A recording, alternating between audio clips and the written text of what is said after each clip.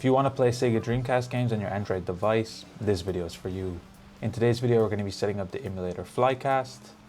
Let's jump right into this. So the first thing you want to do is open up your Play Store. So once our Play Store is opened up, we're going to be searching for Flycast, which is our emulator that we're going to be using in today's video. We're going to be clicking install. We're going to be letting that download and install. Once that's downloaded and installed, while we have our Play Store open, we're also going to be searching for Z Archiver. This is a tool we're going to be using to extract games a little bit later, but it's a good thing to have on your Android device regardless.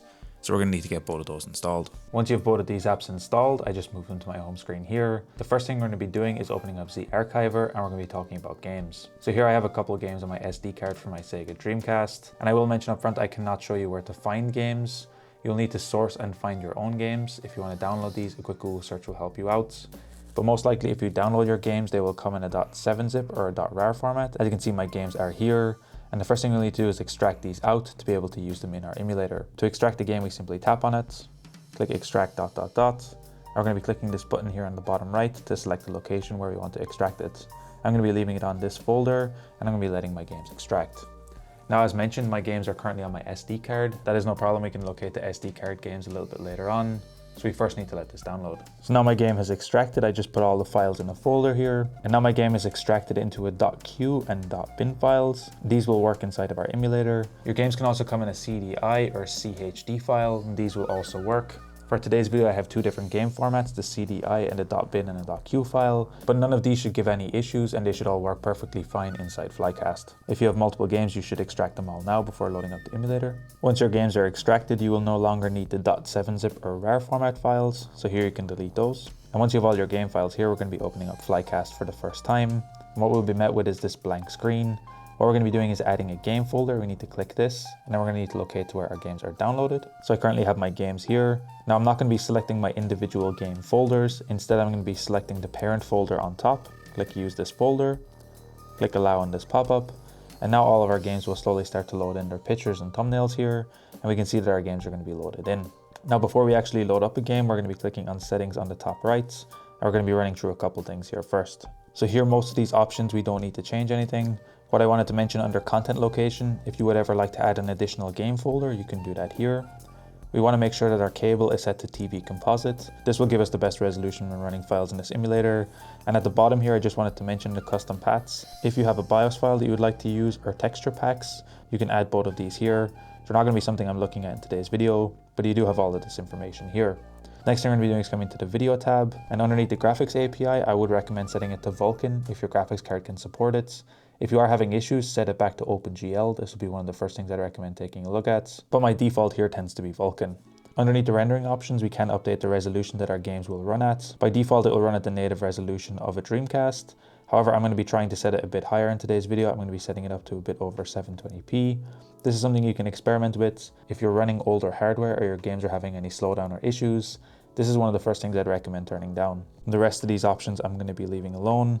Underneath aspect ratio, if you would like to force your games into widescreen or enable widescreen game cheats, you can set both of these up here. Widescreen will basically just stretch your games to fill your resolution. I don't like doing that, it stretches the content. And widescreen game cheats basically look for update or mod files that will allow your games to run at a wider resolution without actually stretching content. Only certain games are supported with this, and it will still only allow it to go to 16:9, but it is a really cool option. Now, if you are running older hardware, enabling automatic frame skipping here can also be a good option. I'm going to be setting it to normal here. It can be a good default option to have. And then finally at the bottom here, we have a couple of extra things. The first is the anisotropic filtering. Here we can go all the way up to 16x. I'm going to be setting it to 4x in today's video. It can help games look a bit better. Underneath texture filtering, it's also set to default. But if you would like your games to look a bit smoother, you can try to do force linear or force nearest neighbor. These can also have a big performance hit, so it's something to keep in mind. You can experiment with these here. And finally, if you'd like to show the FPS counter, we can enable that here as the very last option. After this is done, we're then going to be talking about controls. And here we have a couple of options. We can use a virtual or on-screen gamepad, or we can connect up an external controller. If you would like to edit the layout of this, you can click the edit layout option here. And here we'll be able to move around our layout. We can see all of our arrows, all of our buttons, and everything else here. If you would like to save this or edit, you can simply swipe back from the right. You'll have save. You can reset or cancel. Resetting will of course reset it back to the original layout. And here you can go through and set it up however you want. Now, one additional cool thing here is underneath the settings. If you would like to edit the haptic controls, or set up a higher transparency mode so that the buttons are more or less visible. You can do all of that here. And if you would like to upload a custom button file format, you can also do that here, which is a really cool option. It's not something I'm going to be taking a look at today, but I just wanted to mention these two additional things here as well.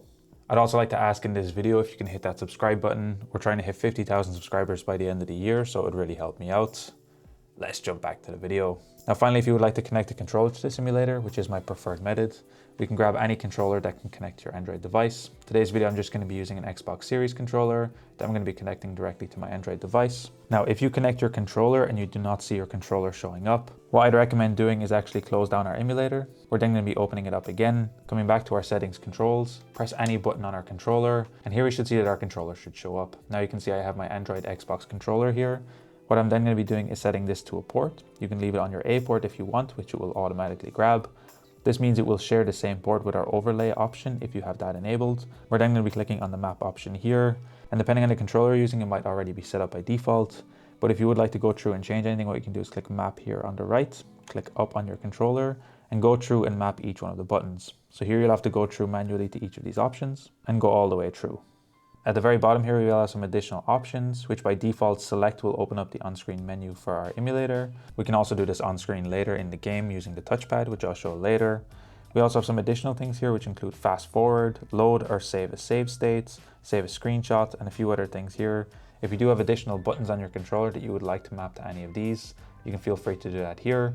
So these are good options to keep in mind too. Once you're done, we're going to be clicking done on the top left, and now our controller is set up. And now finally, we're going to be launching a game. I'm going to be launching Sega Rally here. Now we can see my game is up and running. My controller is working just as expected. And just like that, we're playing Dreamcast games on our Android device. Now there are a couple of options and settings you can get through when doing this. What we can do is swipe in from the right side here. We will then get some on-screen options here. We'll have access to our full settings.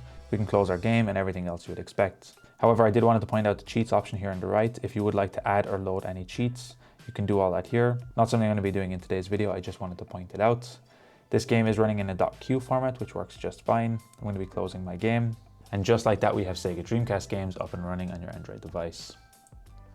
If you guys enjoyed this video, be sure to drop a like. Subscribe if you're new, check out the other videos on the channel. Until next time guys, as always, keep it saucy. Peace.